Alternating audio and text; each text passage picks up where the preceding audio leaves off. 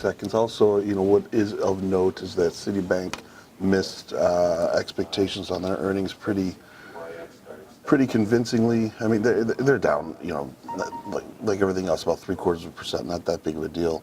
But if that is any indication, we really haven't had a very strong opening to the earnings season. So if that is setting the bar, we're going to have the rest of the banks reporting this week as well, and that'll get earnings squarely. There's our bell. We'll get squarely on the radar.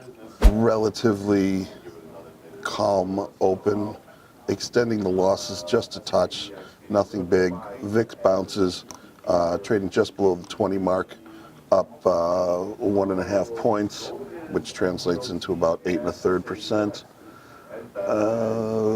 Let's see. We're gonna have some gap downs to look at. We got to wait for that to filter in. We know that.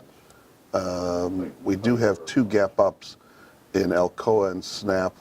Snap, we were not really concerned with it being a $6 stock, but we would definitely look at Alcoa.